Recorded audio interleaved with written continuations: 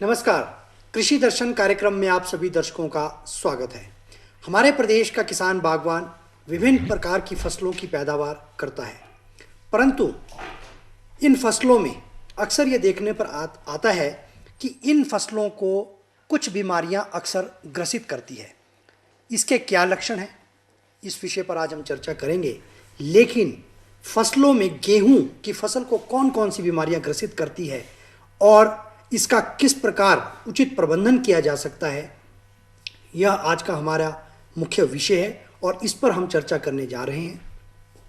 चर्चा में भाग लेने के लिए हमने आज विशेष रूप से आमंत्रित किया है डॉक्टर आर.एस. ठाकुर जी को। ठाकुर साहब, आपका कार्यक्रम में बहुत बहुत स्वागत है। नमस्कार। किसान बागवान भाइयों, जैसा कि आप जानते हैं कि डॉक्टर आर.एस. ठाकुर जी अक्सर हमारे कार्यक्रम में विशेषज्ञ के तौर पर आते हैं।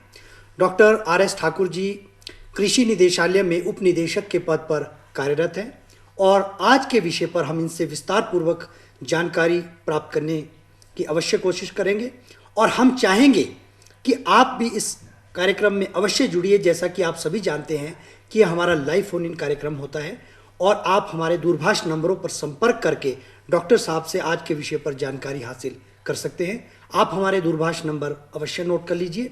0177 कोड अवश्य लगाएं और हमारे टेलीफोन नंबर है 28000177 और दूसरा टेलीफोन नंबर है 28000178। तो इन नंबरों पर आप डॉक्टर साहब से जो भी आपके मन में संशय है, जिज्ञासा है, प्रश्न है, सीधे तौर पर बातचीत के माध्यम से डॉक्टर साहब से जानकारी हासिल कर सकते हैं। डॉक्टर साहब, जैसा कि हमारा प्रदेश में जो किसान बागवान है वो विभिन्न फसलों की पैदावार करता है, परंतु फसलों को अक्सर ये देखा जाता है कि कोई ना कोई बीमारी, रोग या कीट जो है उसको प्रकोपित करता है। तो इसके मुख्य कारण क्या होते हैं जिससे हमारी फसल ग्रसित होती है? फसल में मुख्यतः जहाँ तक बीमारी का संबंध है, fungus, bacteria, viruses, mycoplasma like organism, rickettsia like organism जो हैं वो ग्रसित करते हैं और वो रोग का कारण बढ़ते हैं जी। जैसे कि फंगस जो फफूंद है वो मुख्य रूप से पौधों में बीमारियों का कारण रहती है। इससे मानव जातीय पशुओं में बहुत कम बीमारियां लगती हैं। दूसरा है बैक्टीरिया यानी कि जीवाणु। तो जीवाणु से भी जो है जिस तरह से मनुष्य और पशुओं में, मानव जाति में काफ़ी बीमारियां या रोग होते हैं और जो पौधे हैं इसमें वो कम ग्रसित रहते हैं इससे जी। बिनस्पत के फफूंद के। जी। वायरसेस जो है विषाणु, इससे सभी मानव जाति, पशुओं में और फसलों में, ये सभी में ये रोग पाया जाता है। लेकिन पौधों में मुख्यतः यानी कि फसलों में मुख्यतः जो रोग लगते हैं वो फफूंद से होते हैं। जी। और इन रोगों का जो लगना होता है वो निर्भर करता है कि हमारी जो वैरायटियाँ हैं उनमें रोधकता, प्रतिरोधकता शक्ति यानी कि रोग रोध शक्ति जो है वो कितनी है, वातावरण कैसा है। अगर मानव वातावरण बहुत ही उचित रहे बीमारी के लिए तो हमारा जो प्रबंधन प्रक्रिया होती है वो उतनी असरदार नहीं रह पाती है। और उसके साथ साथ जो जीव है, जैसे मैंने कहा कि फंगस है, बैक्टीरिया है, इसके स्ट्रेन्स होते हैं आगे अलग अलग, वो कितना शक्त है, उसमें विरुलेंस कितना है। अगर वो बहुत ज़्यादा विरुलेंट होगा और वातावरण भी सही रहेगा, हमारा पौधा जो है, हमारा फसल जो है, हमारी किस्म जो है फसल की वो रोधी नहीं होगी तो बीमारी का प्रबंधन करना बहुत मुश्किल हो जाता है। जी। डॉक्टर साहब, एक प्रश्न जो मेरे जहन में आया है, जैसा कि आप भी जानते हैं कि हिमाचल प्रदेश के जो, यदि हम जोग्राफिकल कंडीशन से देखें तो कहीं हाई एल्टीट्यूड है, कहीं मिड है और कहीं मैदानी इलाके हैं, तो क्या फसलों को ग्रसित एक प्रकार का ही रोग करता है? क्या ये लक्षण सभी इसी तरह के एल्टीट्यूड में, अगर हायर में है तो वो मिड में वही पाया जाएगा या समतल में भी, या इसमें कुछ डिफ्रेंशिएट होता है?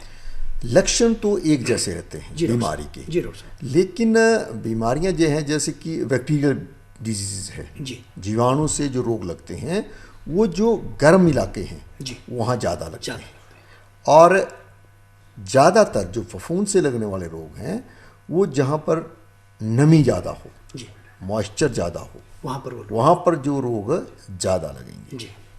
डॉक्टर साहब, अब हम जो आज का हमारा मेन जो सब्जेक्ट है, मुख्य जो विषय, उसकी ओर हम रुख करते हैं। हम बात करेंगे गेहूं की फसल को लेकर के। तो गेहूं की फसल को मुख्यतः कौन कौन सी बीमारियां जो है ग्रसित करती है, जिससे जो ये प्रकोपित होती है, और ये हमारा किसान बागवान कैसे समझ पाएगा कि गेहूं को जो है में इस तरह के लक्षण पाए जा रहे हैं? गेहूं में मुख्य तौर पर एक तो रस्ट, स्मट, पाउडरी मिल्ड्यू और निमाटोड्स, ये 4 किस्म के जो रोग होते हैं जी। रस्ट यानी कि जिसको हम रतुआ रोग कहते हैं, और रतुआ रोग में जो है सबसे महत्वपूर्ण है हमारे यहाँ हिमाचल प्रदेश में पीला रतुआ रोग। जी, जी। इससे काफ़ी नुकसान भी होता है जी। और ये बहुत ही इम्पॉर्टेंट, बहुत ही महत्वपूर्ण बीमारी है जी। और एक राष्ट्रीय अंतर्राष्ट्रीय स्तर की बीमारी है जी।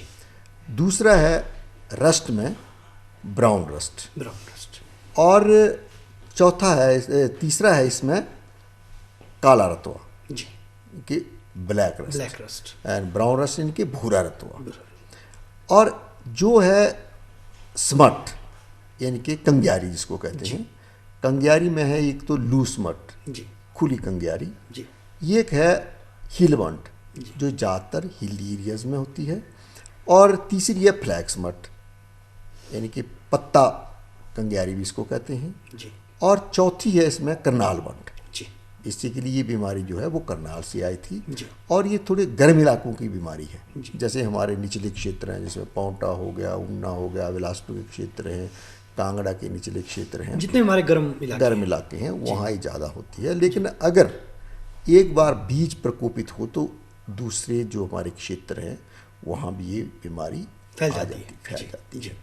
और ये एक जो मैंने कहा आपको पाउडरी मिल्ड्यू, चूर्ण सीता जिसको रोग कहते हैं, इसमें क्या जो फंगस जो है, जो फफूंद है, वो एक पाउडर के रूप में आती है पत्तों पर। सूत्रकृमि यानी कि नीमाटोड, ईयर कॉकल जो बीमारी है, इसको पीली सड़न भी कहते हैं, ये भी एक जो गेहूं है इसकी बहुत ही महत्वपूर्ण जो बीमारी है। जहाँ तक इनके लक्षण की बात है जी, और एक हमारा किसान बागवान कैसे पहचान करें, तो मैं सबसे पहले सबसे जो महत्वपूर्ण बीमारी है ये पीला रतुआ रोग, इसके बारे में बात बताऊंगा।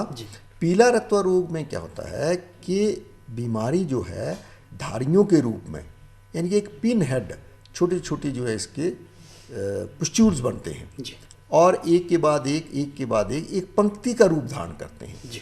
ये एक धारी सी बना देते हैं, और इस तरह से कई धारियां जो हैं वो पत्ती पर आ जाती हैं, और पत्ती के साथ साथ जो पत्ती का निचला वर्ण है उस पर भी ये धारियां बन जाती हैं।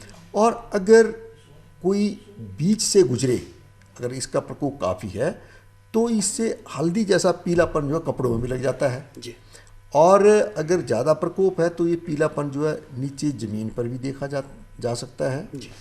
जैसे ही बीमारी बढ़ती है तो ये जो धारियां हैं, ये जो पंक्तियां हैं पुस्ट्यूल्स की, स्पोर्स की बीमारी के, ये थोड़ी ब्राउन और काली पड़ना शुरू हो जाती हैं, जिससे जो है वो पत्तियां बाद में काली नजर आना शुरू होती हैं, वो जो काली धारियां जैसी इसमें बन जाती हैं। तो ये तो है इसकी पहचान जो है हमारा पीला रतुआ रोग।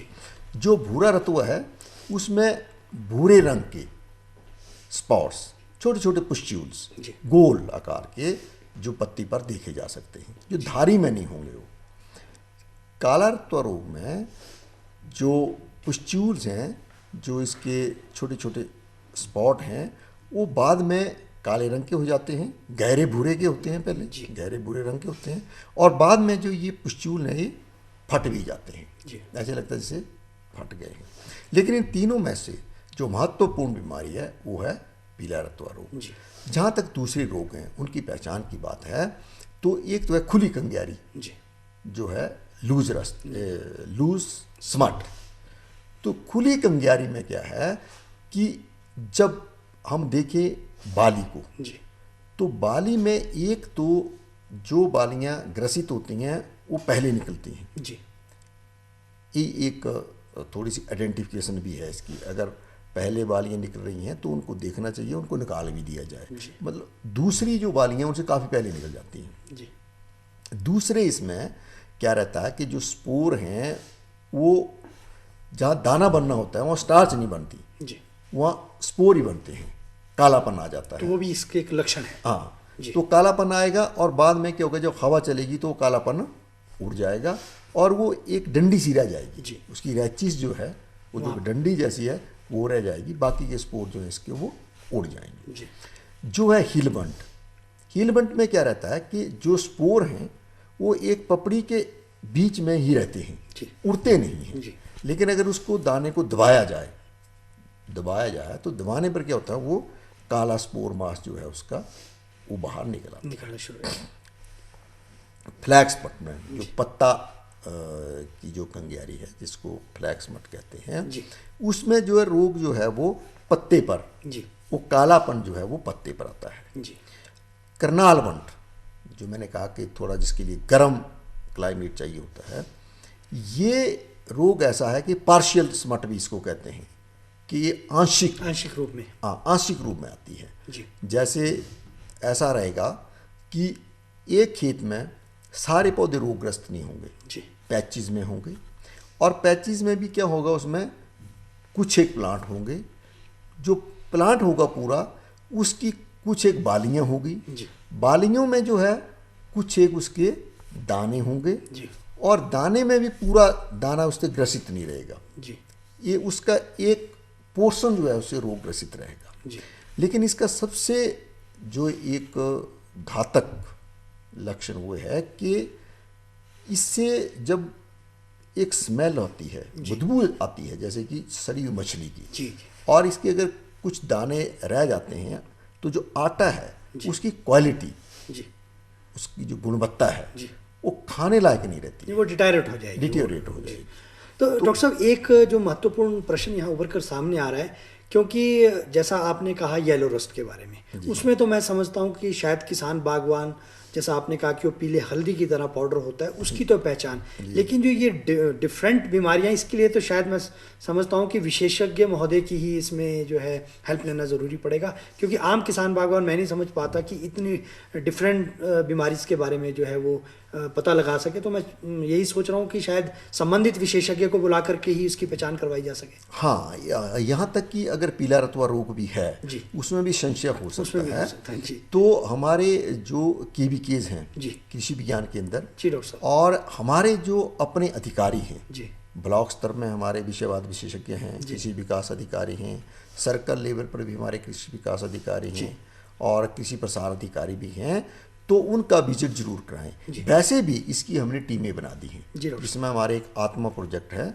उसमें जो प्रोजेक्ट डायरेक्टर आत्मा है वो रहेंगे, कृषि उपनिदेशक रहेंगे या जिला कृषि अधिकारी रहेंगे, और साथ में जो है वैज्ञानिक, एक जो पैथोलॉजिस्ट हैं यानी कि जो रोग विशेषज्ञ हैं वो रहेंगे, वो इन टीमों के अंतर्गत सभी जो अधिकारी रहेंगे, तो रहेंगे, और वो समय समय पर जायजा लेते रहेंगे। अगर कहीं से कोई इस तरह की रिपोर्ट आती है तो वहाँ तुरंत जा करके उसमें वो एक छिड़काव का कार्यक्रम जो है वहाँ पर आरंभ करवाएंगे। तो डॉक्टर साहब, ये तो आपने बताया कि विभिन्न बीमारियां हैं जो अक्सर फसलों में देखी जाती है या गेहूं को अक्सर ग्रसित करती है, इसके बचाव के लिए हमारा किसान बागवान क्या करे? हाँ, बचाव के लिए देखो सबसे पहले है कि स्वस्थ बीज, स्वस्थ बीज का होना बहुत ज़रूरी है, और स्वस्थ बीज से भी एक और महत्वपूर्ण है कि रोधी किस्म, रोग रोधी किस्म, इनकी रेजिस्टेंट वैरायटी जिसमें बीमारी ही ना लगे, ये बहुत ही महत्वपूर्ण है। तो एक तो किसान जो संस्तुत किस्में हैं, जो रिकमेंडेड वैरायटीज़ हैं, उन्हीं का ही उपयोग करें, recommended by the department, concern department, उन्हीं का ही वो उपयोग करें, उन्हीं को ही उगाएं। और इसके लिए जो बीज जो है हमारे ब्लॉक स्तर पर या सेल सेंटर स्तर पर उपलब्ध रहता है। दूसरे बात है कि बीज को उपचारित करना, बीज को उपचारित करना बहुत ही ज़रूरी है, खास करके जो हमारी स्मट डिजीज़ हैं यानी कि जो कंग्यारी बीमारियां हैं, तो उसके लिए जो है एक तो बेविस्टिन दवाई से जो या टिल्ट से, प्रोपिकोनाजोल से जो है 2.5 ग्राम यानी कि 2.5 ग्राम जी प्रति किलोग्राम बीज की दर से। जी यानी कि माना अगर हमारा 10 किलो बीज है तो उसमें 25 ग्राम टिल्ट प्रोपिकोनाजोल या बेबिस्टिन वो डाल करके उसका उपचार बहुत आवश्यक है। जी। ये एक घड़े में इसको किया जा सकता है। घड़े में जो है वो दवाई डाल दी जी। और घड़े का मुंह बंद कर दिया, उसको अच्छी तरह से हिला दिया ताकि दवाई जो है वो सभी बीजों में पूर्ण रूप से मिल जाए। इसके अलावा घोल बना करके भी किया जा सकता है ये। अगर इसका घोल बनाए तो उसको 6 घंटे तक जो है उस घोल में डाल करके जब अगर हमने घोल बनाना हो तो घोल में जैसे टिल्ट है तो 10 मिलीग्राम टिल्ट जो है वो 10 लीटर पानी में डाल करके उसमें बाद में 10 किलो बीज का उपचार कर लिया। तो आपके कहने का मतलब है डॉक्टर साहब कि यदि इसका घोल का छिड़काव किया जाए तो इन रोगों से बचा जा सकता है। इससे उसको काफ़ी हद तक जो कम किया जा सकता है। डॉक्टर RS ठाकुर जी, आप हमारे कार्यक्रम में आए और इतनी महत्वपूर्ण जानकारी आपने आज के विषय से संबंधित हमारे किसान बागवान भाइयों को दी, इसके लिए आपका बहुत बहुत धन्यवाद। तो हमें दीजिए अनुमति। नमस्कार।